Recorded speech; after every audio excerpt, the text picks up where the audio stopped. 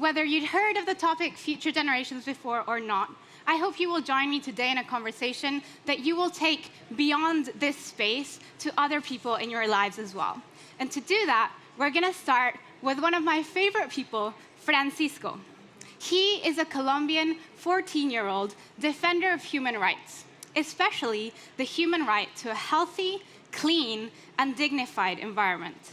He's the creator and promoter of Ecoesperanza concept and founder of Guardians of Life movement.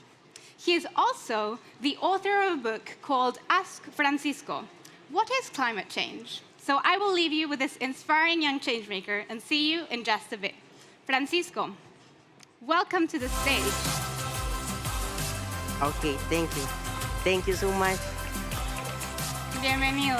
Gracias. Te dejo la escena. Pues muchas gracias. Well, good morning for everyone. It's a pleasure to be with you today. One more year, again, here in the ChangeNOW, a really great opportunity to share experiences, to share solutions, to share, many things, no?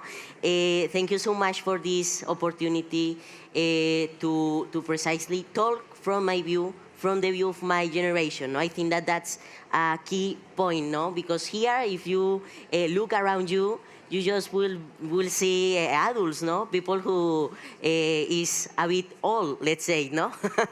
To be respectful with everyone, no? But actually, I think that we miss that energy, that encouragement of the children, precisely, of the youngest one, which have that ideas, that energy, and that want to make the change, precisely. That want to make the change now, how here says, no?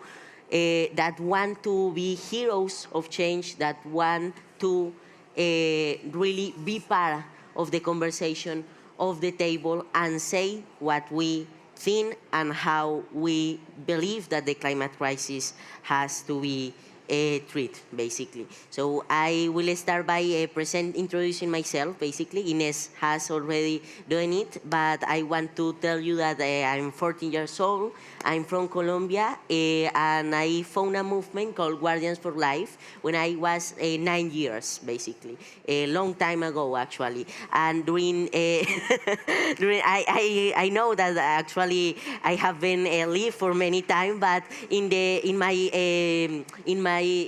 short life, I have lived many things, actually. And I have been able to, for example, learn from nature, from also not just learn from nature, but also act for nature, I think. Act together and collectively for our planet and for our future. I think that that's the task that as generation we have. As society, we have too many problems, actually, and in 1 year have changed many things, actually, have happened many things. We see the reactivation of many conflicts, armed conflicts, many wars, and also many other problems that come again to our society. From in just 1 year, in just 1 day, imagine what can happen. In just 1 day or in just some hours, the world can be fully destroyed, basically, by weapons, no? So imagine what can happen in a year, precisely. 365 days. It's amazing, no? And what I want to say is that our current context is a very difficult one, no? We have to face wars, we have to face with the immense challenge of make the peace, of deal the peace among the parties, among the different people who think different and who maybe cannot solve their problems through the dialogue. But also we have, for example, the climate change, we have the lack to access to water, we have many problems. And those problems, what make to us is to create inside us eco-anxiety, no? Maybe you have heard a bit about this concept, no? Eco-anxiety, no? That, let's say that nervous, that anxiety that produces us the fact that we don't know what will happen tomorrow. We don't know that if the world will cease to exist tomorrow. Yes, it's something very alarming, no, in our society and overall in the youngest ones, because they are the ones who will have to face the worst part of the climate change and of these problems, basically. When we talk about the climate change, we are talking not just of a problem of the future, if it is actually a problem of the present and even of the past. We should take the actions thinking precisely on now, on the change now, precisely as this event is called.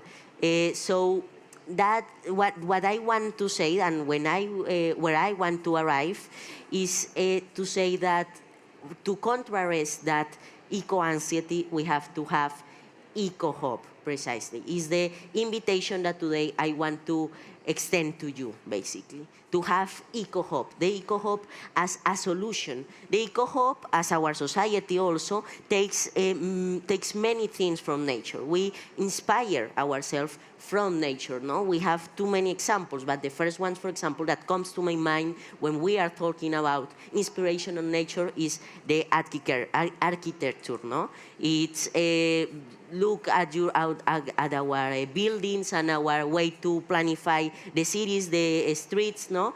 We inspire ourselves on nature, precisely. I live in a city, which is Barcelona, which is in front of the coastline, in front of the Mediterranean Sea, and there is a very interesting, or there was a very interesting architecture that is Gaudí. No, maybe you have heard about Gaudí. No, he's like the most iconic person of the city. Gaudí precisely took a lot of inspiration on nature, from nature, precisely. It was he was inspired by nature. And for example, he has a very interesting phrase that resumes what I want to say very easily, that says, the nature is like a book. Imagine a book.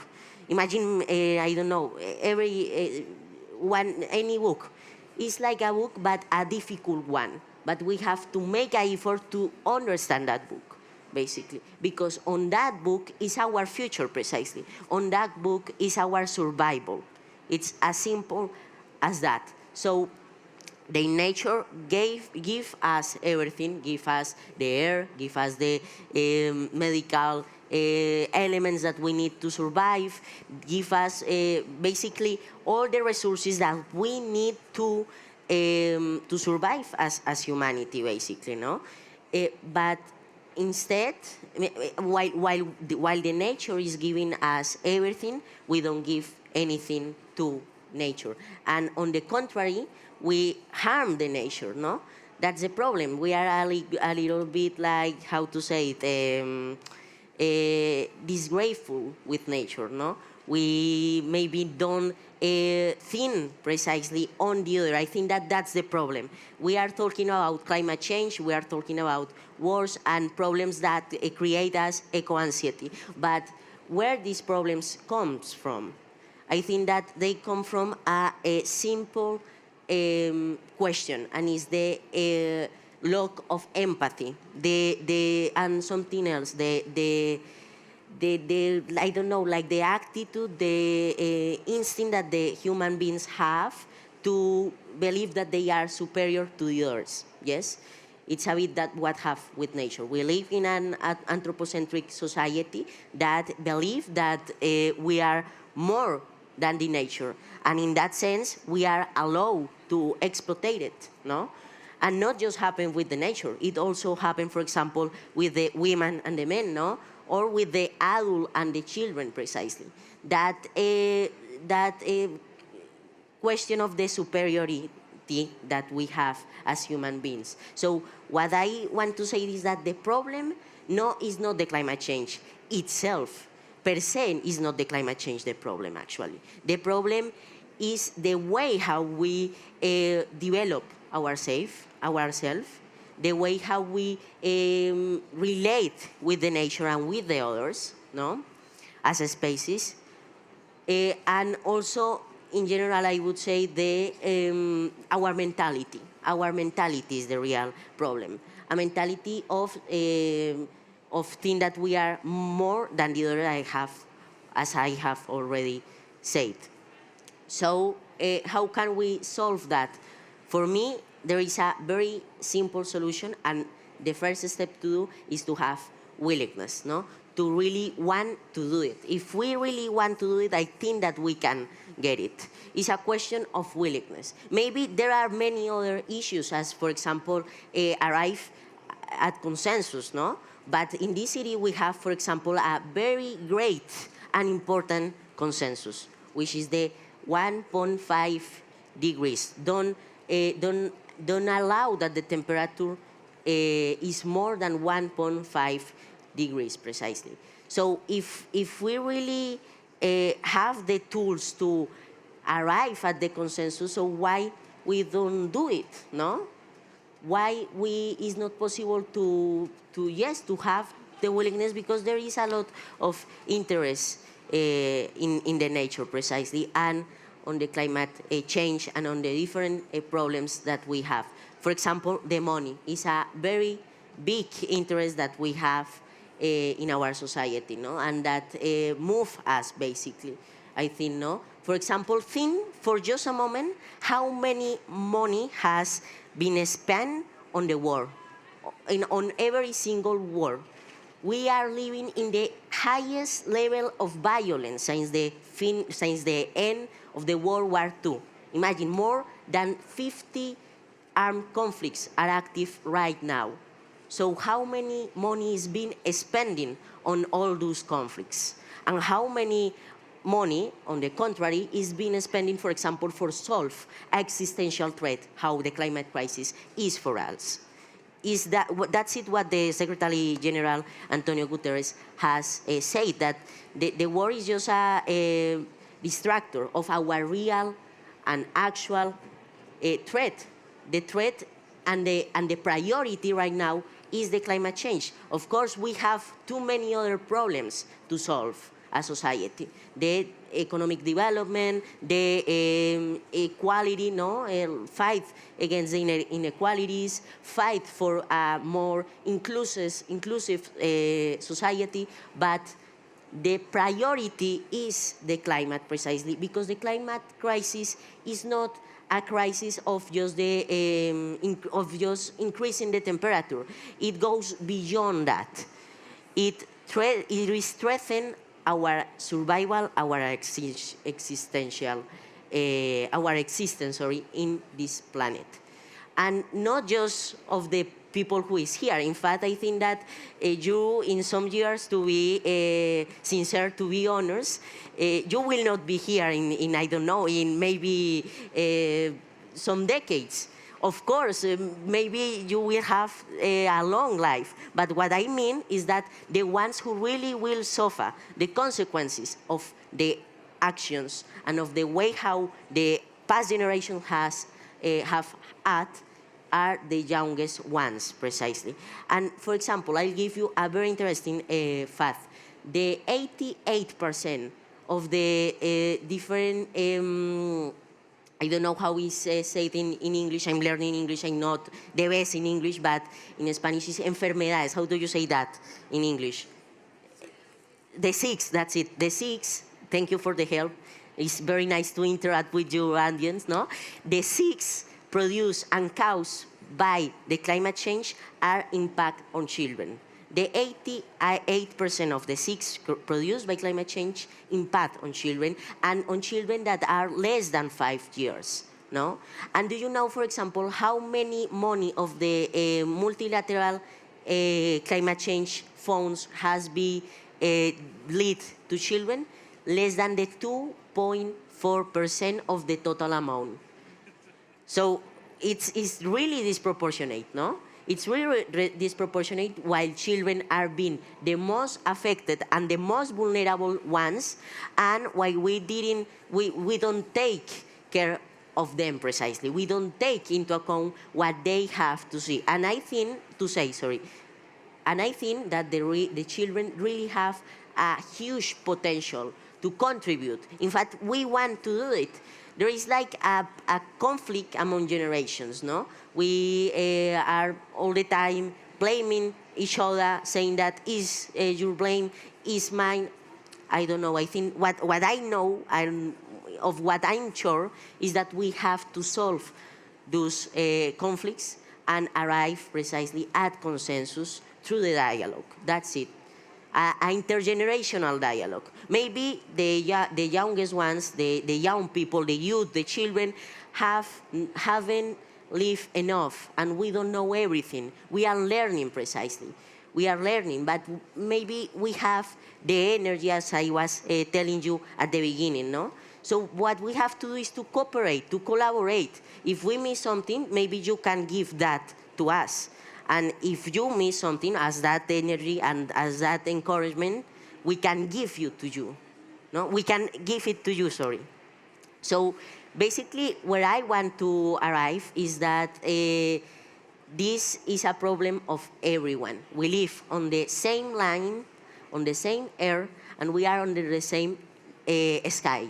So we solve this, or we it's as simple that we will have to face the sixth mass extinction of our planet that our planet has seen.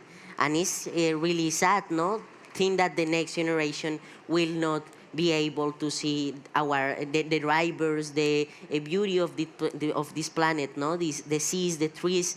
Is really sad to think that your grandchildren, if you have children, or if you are thinking on have children, will not be able to see all that precisely. So it's our moral duty to guarantee children to have a future precisely.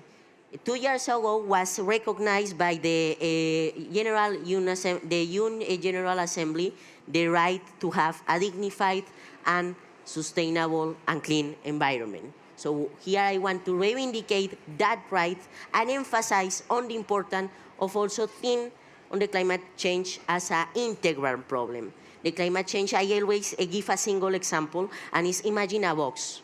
Where is the climate change? Imagine that here is a box that contains the climate change. So inside that box is the climate change, but that box is not closed, is open and is connected with many other boxes that represent the problems that as society we have to face. The health, the pandemics, the wars precisely, the climate change is interrelated with those many other problems. So we have also to solve thinking on that and thinking on something very important that are the human rights. No? Also, I want to talk a bit about it, the importance of see the climate crisis as a human rights crisis. The climate crisis is also something that intensifies the violations against the human rights, but also especially and particularly against the children's rights. So it's very important to also address these climate issues, thinking on the rights that are going to be affected by the problem, and also thinking on how can we solve the problem through rights, precisely, through the recognition of the rights to have a dignified environment, which has already been recognized, or through, for example, the recognition to have a right for a future, yes, to have the right to have a dignified future. That would be a very interesting discussion on the high-level political events that in our world are happening, no? The generations have a right to see also, as I have told you, see the beauty of our planet. So we have to guarantee them that. And to finalize, because I don't have already too much time, I just want to give you a final message of precisely as I have started of eco-hope. Eco-hope. Do you know what is exponential power? The exponential power is, imagine, for example, or look at this glass of water. This water is multiplied by 2, and then they are 4, then they are 8. Yes, that's exponential power. So let's create an eco-hopeful exponential power. I think that the eco-hope can be our driving force to face all the challenges that create us eco-anxiety, to precisely guarantee that right to a future to the next generation. So I really thank you, and yes, take into account that an eco-hopeful attitude to address all the issues that we have as humanity. Thank you. Gracias.